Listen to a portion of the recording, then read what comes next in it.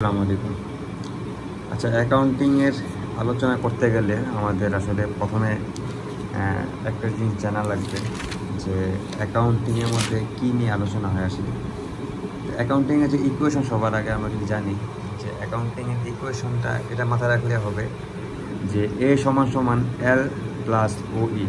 তো এ হচ্ছে asset. Asset কি এটা আমরা পরে জানবো, ইনশাল্লাহ সব কিছু ডিটেলসে পরে জানবো, আগে জাস্ট এই জিনিসটা জানি। এ সমান সমান অ্যাসেট, এল হচ্ছে লায়াবিলিটিস, আর ও ই হচ্ছে অনার্স ইকুইটি। লায়াবিলিটিসটা আমরা জানি, অ্যাসেট হচ্ছে আমাদের কোনো সম্পদ, আর লায়াবিলিটিস হচ্ছে আমাদের দায়বদ্ধতা, ঠিক আছে। আর ও ই হচ্ছে অনার্স ইকুইটি, মানে যে অনার, যে মালিক, তার ইকুইটি, ঠিক আছে। আচ্ছা, এখন অনার্স ইকুইটির মধ্যে চারটা জিনিস অ্যাড হবে, মানে প্লাস মাইনাস হবে। এক, সি। সি হচ্ছে ক্যাপিটাল, মানে অনার্স ইকুইটির ক্যাপিটাল কি আমরা ক্যাপিটাল জানি, ক্যাপিটাল হচ্ছে টাকাটা, হ্যাঁ, যেই টাকা দিয়ে আমি বিজনেস শুরু করছি সেটা হচ্ছে ক্যাপিটাল, মূলধন যেটা। আর হচ্ছে রেভিনিউ। ক্যাপিটাল যদি কোনো কেউ যদি ক্যাপিটাল বিজনেসের মধ্যে ক্যাপিটাল ঢালে তাহলে সেটা অলওয়েজ অনার্স ইকুইটি থেকে প্লাস করবে, হ্যাঁ। দেখো, সি এর আগে প্লাস আছে কিন্তু। এরপর আর হচ্ছে রেভিনিউ। যদি রেভিনিউ বিজনেসে বাড়ে তাহলে অনার্স ইকুইটিটা প্লাস হবে। তবে ই হচ্ছে এক্সপেন্স। এক্সপেন্স যদি বাড়ে কোনো বিজনেসে তাহলে সেটা হবে কি, এক্সপেন্স বাড়লে হবে কি, অনার্স ইকুইটিকে আমরা মাইনাস করবো। আর ডি মানে হচ্ছে ড্রয়িং, মানে উইথড্রয়িং। উইথড্র যদি আমরা করি তাহলে আমরা অনার্স ইকুইটিকে মাইনাস করবো, ঠিক আছে। এই জিনিসগুলো আমাদের মনে রাখতে হবে। আচ্ছা, এই জিনিসটা মনে রাখার পর আমরা এখানে আসলে এই ডিটেলসে না যাই, এখানে আমরা এই যে পেজটা বোঝার চেষ্টা করি, তাহলে ইনশাল্লাহ আমরা অনেক কিছু বুঝতে পারবো। এই পেজটা স্ক্রিনশট তুলে রাখাও বেটার, যারা মনে করবো আর কি। আচ্ছা, তো এখন বিষয়টা হচ্ছে আমাদের জানতে হবে প্রথমত দুইটা বিষয়, সেটা হচ্ছে ব্যালেন্স শিট। ব্যালেন্স শিটকে বলা হয় আবার রিয়েল অ্যাকাউন্ট। এই তিনটাকে বলা হয় রিয়েল অ্যাকাউন্ট বা ব্যালেন্স শিট, অথবা বলা হয় স্টেটমেন্ট অফ ফাইন্যান্সিয়াল পজিশন। তিনটা জিনিস বলা হয়, কি কি, অ্যাসেট, লায়াবিলিটিস এবং অনার্স ইকুইটি। এই তিনটাকে বলা হয় রিয়েল অ্যাকাউন্ট, অথবা বলা হয় ব্যালেন্স শিট, অথবা বলা হয় স্টেটমেন্ট অফ ফাইন্যান্সিয়াল পজিশন। আচ্ছা, আর ইনকাম এবং এক্সপেন্স এই দুইটাকে বলা হয় ইনকাম স্টেটমেন্ট, অথবা নমিনাল অ্যাকাউন্ট, ঠিক আছে, অথবা স্টেটমেন্ট অফ ফাইন্যান্সিয়াল পারফরমেন্স। এই তিনটা হচ্ছে এটার নাম, ইনকাম এবং এক্সপেন্সের নাম। আচ্ছা, আমরা কিন্তু একটা জিনিস আগে শিখছি, সেটা হচ্ছে অ্যাসেট সমান সমান লায়াবিলিটিস প্লাস অনার্স ইকুইটি। তো আমি দেখো অ্যাসেটের নিচে 1000 দিয়ে রাখছি, এবং লায়াবিলিটিস দিছি 400, অনার্স ইকুইটি দিছি 600, দুটো মিলে 1000, 1000 সমান 1000 সমান হচ্ছে। বাট এটা কীভাবে হচ্ছে এটা আমরা এখন জানার চেষ্টা করবো ইনশাল্লাহ। আচ্ছা, অ্যাসেট সম্পর্কে যদি আমরা প্রথমে জানতে যাই, আচ্ছা, আমরা কিন্তু প্রথম এই যে ব্যালেন্স শিট যেটা, অথবা ব্যালেন্স শিট, অথবা রিয়েল অ্যাকাউন্ট, অথবা স্টেটমেন্ট অফ ফাইন্যান্সিয়াল পজিশন, এটা নিয়ে আলোচনা করতেছি। আমরা কিন্তু ইনকাম এবং এক্সপেন্স নিয়ে পরে আলোচনা করবো ইনশাল্লাহ। তো ব্যালেন্স শিট নিয়ে যদি আমরা আলোচনা করি, শুরুতে ব্যালেন্স শিটে আমরা কি শিখছি, অ্যাসেট সমান সমান লায়াবিলিটিস প্লাস অনার্স ইকুইটি। দেখো, অ্যাসেট আছে, লায়াবিলিটিস, অনার্স ইকুইটি। আচ্ছা, তো অ্যাসেটটা কি, অ্যাসেট হচ্ছে সহজ যদি আমি বলি, ফিউচারে বেনিফিট পাবো, ফিউচারে যে আমার ইকোনমিক যে বেনিফিট যেটাতে আসবে, যেটাই হোক সেটা, যেটাতে আমি ফিউচারে ইকোনমিক বেনিফিট পাবো, সেটাই কি আমার অ্যাসেট। এখন অ্যাসেট কী কী হতে পারে, এক্সাম্পল দেওয়া আছে এখানে। প্রপার্টি, ঠিক আছে, প্রপার্টি তো আমরা সবাই বুঝি। প্ল্যান্টও আমরা বুঝি। ইকুইপমেন্ট, যেমন ইকুইপমেন্ট যদি আমি বলি যে আমার এটা আমার ইকুইপমেন্ট, তাই না, আমার এটাই ইকুইপমেন্ট, বা আমার laptop equipment, just for example আর কি। বা আমার যে আমার টেবিলটা ইকুইপমেন্ট। আচ্ছা, তো আমার বিজনেসে এগুলি হচ্ছে আমার ইকুইপমেন্ট। এরপর আছে long term investment. Long term ইনভেস্টমেন্টটা কি, লং টার্ম ইনভেস্টমেন্টটা হচ্ছে আমি কিছু টাকা ইনভেস্ট করছি কয়েক বছরের জন্য, হ্যাঁ, সেটা আমার একটা অ্যাসেট আমার জন্য, কারণ টাকাটা আমি ইনভেস্ট করে রাখছি, এখান থেকে অবশ্যই লাভ আসবে, কিছু আসবে, যেটাই হোক। আচ্ছা, ইনভেন্টরি, যেটা দিয়ে আমরা মূলত ব্যবসাটা করি সেটাকে আমরা ইনভেন্টরি বলি। আমি যদি মনে করো কলমে বিজনেস করি, তো এই কলম যেগুলো থাকবে আমার, সেগুলি আমার ইনভেন্টরি, সেগুলিকে আমি বলবো কি ইনভেন্টরি। ইনভেন্টরি কি অ্যাসেট, স্বাভাবিক এটাতে আমি ভবিষ্যতে কি বেনিফিট পাবো, এটা হচ্ছে অ্যাসেট। ফিউচারে যেটাতে বেনিফিট পাবো ইকোনমিক, সেটাই হবে আমার অ্যাসেট। আচ্ছা, এরপর হবে অ্যাকাউন্ট রিসিভেবল। অ্যাকাউন্ট রিসিভেবল কি? অ্যাকাউন্ট রিসিভেবল বলা হয় অ্যাকাউন্ট রিসিভেবল। চিন্তা করো, একবার জিনিসটা ভাঙার চেষ্টা করো। অ্যাকাউন্ট মানে অ্যাকাউন্ট, রিসিভেবল মানে কি যেটা আমি পাবো। তাহলে যেটা কি বোঝায়, যেটা থেকে ফিউচারে টাকা নিব। মনে করো আমি বাকিতে কিছু বিক্রি করছি, বাকিতে কোনো সেবা দিছি আমি, তো আমি এটা টাকাটা ভবিষ্যতে পাবো, তো সেটা হচ্ছে আমার অ্যাকাউন্ট রিসিভেবল। আমি ভবিষ্যতে টাকাটা পাবো। অ্যাকাউন্ট রিসিভেবল বিপরীত আরেকটা আছে, এটা যখন আমি পড়াবো তখন এই দুইটা আমি কম্পেয়ার করে দেখাবো ইনশাল্লাহ। তো এই জিনিসটা মনে রাখতে হবে, অ্যাকাউন্ট রিসিভেবলকে আবার এ বাই আর দ্বারাও প্রকাশ করা হয়। ওকে, আচ্ছা, এরপর হচ্ছে ক্যাশ অ্যান্ড ব্যাংক। স্বাভাবিক আমরা সবাই জানি ক্যাশ টাকা আমাদের asset. Prepaid expense, prepaid expense টাকাকে বলে।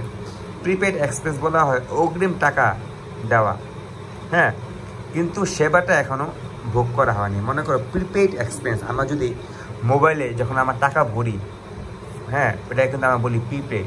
মানে কি, আমি অগ্রিম টাকা ভরতেছি, হ্যাঁ, তো অগ্রিম টাকা ভরতেছি। মোবাইলে যদি আমি 40 টাকা ভরি, এটা কিন্তু আমার বিজনেসের জন্য যদি আমি মোবাইলে 40 টাকা ভরি, বিজনেসের জন্য যদি এটা হয়, সেটা আমার অ্যাসেট হবে। এটা আমি প্রিপেড এক্সপেন্স করছি, দেখ কি আমি আগেই খরচ করে ফেলছি, বাট আমি সুবিধাটা এখনও ভোগ করি নাই। এটা থেকে আমি বিজনেস ক্লায়েন্টকে ফোন টোন দিব, হ্যাঁ, তো এটা আমি এখন ভোগ করা শুরু করি নাই, বাট আমি প্রিপেড এক্সপেন্স করে দিচ্ছি। এটাই কিন্তু যেমন অগ্রিম টাকা দিয়ে দেওয়া, কিন্তু সেবাটা আমরা এখনও ভোগ করিনি, সেটা হবে প্রিপেড এক্সপেন্স। আচ্ছা, তারপর কি আছে অ্যাক্রুড ইনকাম। মানে কি, বকেয়া ইনকাম। কোনো জায়গা থেকে আমি মনে করো টাকা পাওয়ার কথা ছিল, এই দুটার মধ্যে কিন্তু একটু পার্থক্য আছে। অ্যাক্রুড ইনকামটা দেখো, আমি বকেয়া, একটু শব্দ কথা বকেয়া, ইনকাম মানে তো ইনকাম। কোনো জায়গা থেকে আমার টাকা পাওয়ার কথা ছিল, মনে করো এই মাসের 1 তারিখে আমার রেভিনিউ আসার কথা ছিল 10,000 টাকা, বাট টাকাটা আসে নাই, টাকাটা এখনও আসে নাই, বাট আমার আসবে, আমি জানি আসার কথা ছিল, আসবে।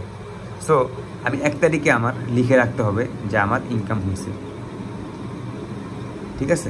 এটাকে বলা হয় অ্যাক্রুড ইনকাম, যে কোনো বকেয়া টাকা পাওয়ার কথা ছিল কিন্তু সময় হয়ে যাওয়ার পরেও টাকাটা পাচ্ছি না। যেমন জানুয়ারিতে ইন্টারেস্ট পাওয়ার কথা ছিল, কিন্তু ফেব্রুয়ারিতে হয়তো দিবে, জানুয়ারিতে পাওয়ার কথা ছিল, বাট সে বলতেছে না 2 মাসের ইন্টারেস্টটা একসাথে দিবে।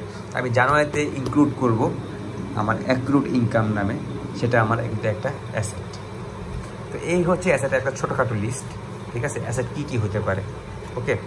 তো আমি দেখো এখানে বললাম আমার সব কিছু, এখানে সব কিছু যা আছে এগুলো সব মিলে আমার অ্যাসেট আছে 1000 টাকা, ওকে। এখন আমি যাচ্ছি লায়াবিলিটিস প্লাস ওনার্স ইকুইটি সম্পর্কে। লায়াবিলিটিসটা কি? লায়াবিলিটিস হচ্ছে মনে করো লং টার্ম লোন, আমি কোনো লোন নিছি কারোর কাছ থেকে, সেটা আমার দায়বদ্ধতা, আমি দায়বদ্ধ আছি, সেটা হচ্ছে লায়াবিলিটিস, ঠিক আছে। তাকে আমার ফিউচারে টাকাটা দিতে হবে, হ্যাঁ। এটা আবার কি ফিউচার টাকা দিতে হবে, এটা হবে অ্যাকাউন্ট পেয়েবল। দেখো অ্যাকাউন্ট পেয়েবল এবং অ্যাকাউন্ট রিসিভেবল। অ্যাকাউন্ট রিসিভেবল মানে কি, আমি ফিউচারে আমি তার কাছে টাকাটা নিব, আর অ্যাকাউন্ট পেয়েবলকে তাকে আমার টাকাটা দিতে হবে, ঠিক আছে। তো দুইটার মধ্যে কিন্তু পার্থক্য আছে। অ্যাকাউন্ট রিসিভেবল আমি টাকাটা নিব, আর পেয়েবল মানে কি আমার টাকা দিতে হবে, মাথায় রাখতে হবে। এটাকে এপি দ্বারা প্রকাশ করা হয়। এরপর কি আছে অ্যাক্রুড এক্সপেন্স। এখানেও কিন্তু ঠিক অ্যাক্রুডটা আছে বকেয়া, এখানে কিন্তু বকেয়া ইনকাম ছিল, বাট এখানে অ্যাক্রুড এক্সপেন্স। অ্যাক্রুড এক্সপেন্স কি? অ্যাক্রুড এক্সপেন্স হচ্ছে আমি জানুয়ারিতে কারো বেতন দেওয়ার কথা ছিল, বাট আমি জানুয়ারিতে তাকে বেতনটা দিই নাই, আমি টাকাটা তাকে পরের মাসে দিব, হ্যাঁ। এই টাকাটা তো আমার দেওয়ার লাগবে তাকে, তাই না, আমার দায়বদ্ধ আছে, টাকাটা আমার দেওয়া লাগবে, এই জন্য একটা লায়াবিলিটিস, ওকে।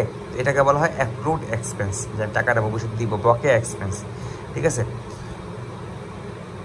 আচ্ছা, এরপরে হচ্ছে আর্ন অথবা অ্যাডভান্স ইনকাম, যে আমি কি করলাম আর্ন, যে জিনিসটা আমি আর্ন হয়েছে, মানে কি আর্ন মানে কি আমি ইনকাম করছি, আর্ন করছি, বাট আর্ন মানে কি এটা বিপরীত, যেটা আমি এখন মূলত ইনকাম করিনি। ফর এক্সাম্পল, আমার সার্ভিস দেওয়ার কথা ছিল কোনো একটা জায়গায়, বাট আমি মনে করি আমি ডাক্তার, আমি সার্ভিস দিব, বাট আমি রোগীর কাছ থেকে অগ্রিম টাকা নিয়ে নিচ্ছি।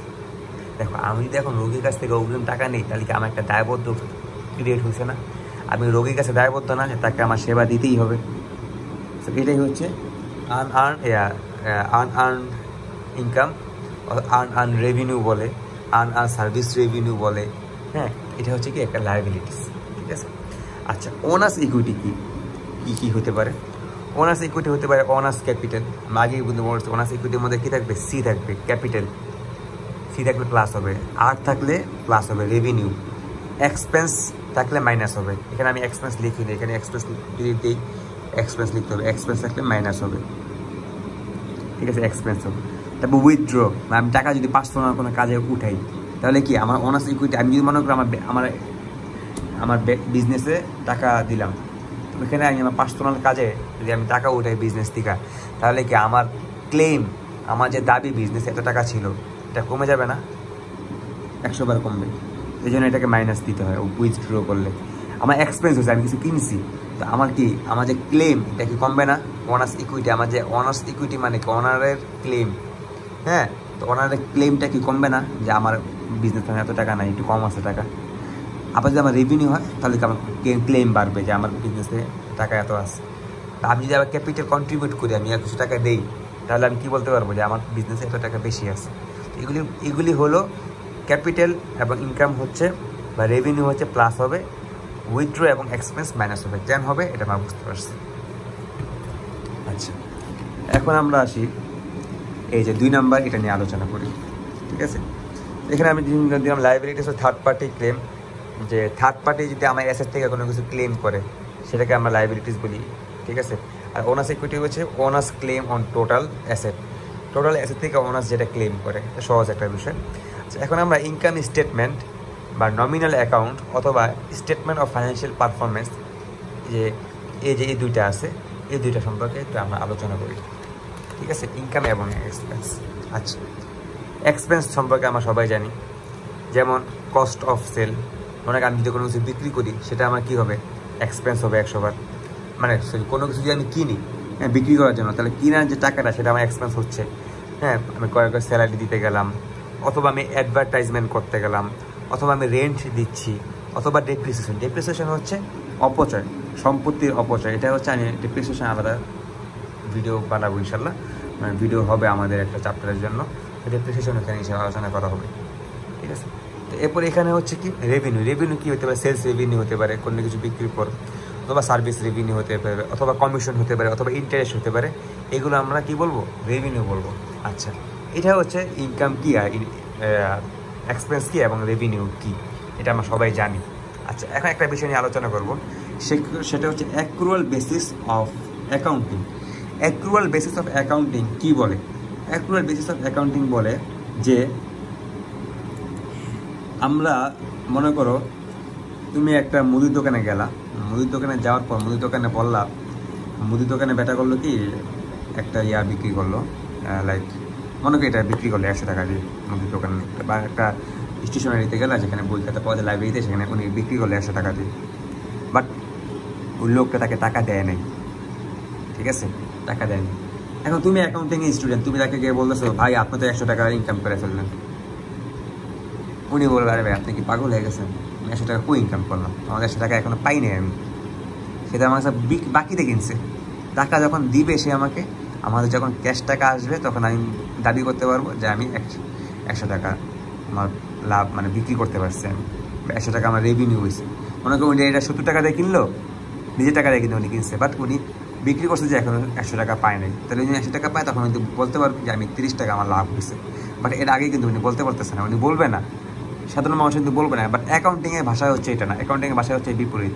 অ্যাকাউন্টিং বলে কি? অ্যাকাউন্টিং বলে তুমি টাকা হাতে পাও বা না পাও, তুমি যখন সার্ভিসটা দিয়ে দিলা, হ্যাঁ, বা কোনো কিছু বিক্রি করে দিলা, তখনই তোমার লিখে রাখতে হবে যে তুমি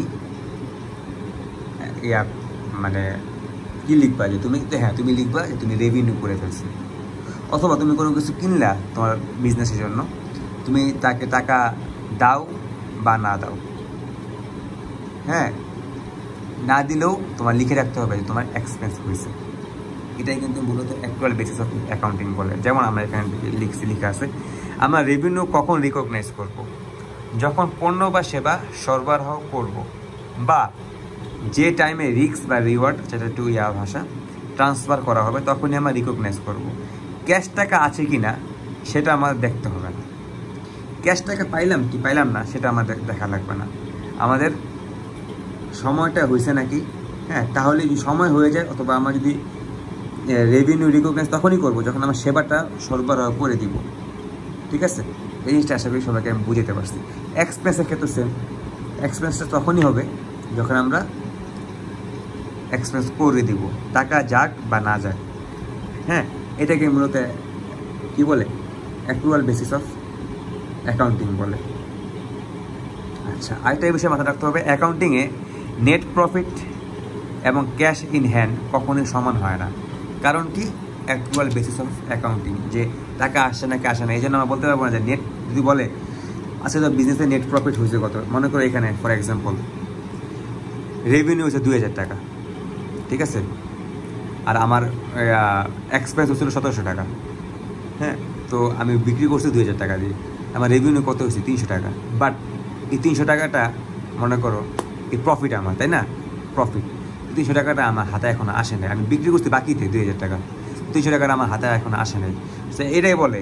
বাট অ্যাকাউন্টিংয়ে কিন্তু তোমার লিখে রাখতে হবে ঠিকই যে তোমার প্রফিট হয়েছে 300 টাকা, ঠিক আছে। তো অ্যাকাউন্টিং এটাই বলে যে অ্যাকাউন্টিংয়ে ক্যাশ ইন হ্যান্ড কখনোই সমান হয় না, প্রফিট এবং ক্যাশ। এখন যদি আমি বলি তুমি লিখে আসছো অ্যাকাউন্টিংয়ে তোমার 300 টাকা প্রফিট হয়েছে, আমি বললাম এই আমার 300 টাকা দিই, তুমি বলো দোস্ত আমার কাছে তো টাকা নেই, আমি বললাম তুই মিথ্যে কথা বলো কেন, তোর এই যে এই আসছি ইয়াতে ইনকাম স্টেটমেন্টে লিখে আছে তুই 300 টাকা আছে লাভ করছিস, প্রফিট করছিস, দেন ও বলবো দোস্ত এটা তো অ্যাকাউন্টিং। কারণ অ্যাকাউন্টিংয়ের নিয়ম হচ্ছে, কারণ দোস্ত আমি এটা বাকিতে বিক্রি করছি, বাকিতে সেখানে টাকা দেয় না, বাট আমি অ্যাকাউন্টিংয়ের নিয়ম অনুযায়ী আমি লিখে ফেলছি, সেই জন্য হাতে টাকা নেই। এই জন্য বলা হয়েছে ক্যাশ ইন হ্যান্ড, হাতে যে টাকা হবে, এবং নেট প্রফিট অ্যাকাউন্টিংয়ে কখনোই সমান হয় না। এটাকে মূলত অ্যাক্রুয়াল বেসিস অফ অ্যাকাউন্টিং বলে আর কি, ঠিক আছে। আচ্ছা, এই জিনিসটা আমরা বুঝতে পারলে ইনশাল্লাহ নেক্সট ভিডিওতে আমরা ইনশাল্লাহ ট্রানজ্যাকশন নিয়ে একটু আলোচনা করবো, ছোটোখাটো ট্রানজ্যাকশন নিয়ে একটু আলোচনা করলে এরপর আমরা ডেবিট ক্রেডিট নিয়ে আলোচনা করবো ইনশাল্লাহ। দেন আমরা ইনশাল্লাহ বুঝতে পারবো বেসিক যে অ্যাকাউন্টিংয়ের বেসিক যে আলোচনা সেটা ইনশাল্লাহ আমরা বুঝতে পারবো। দেন আমরা এক দুটো ম্যাথ করলে আমাদের জন্য খুব সহজ হবে ইনশাল্লাহ।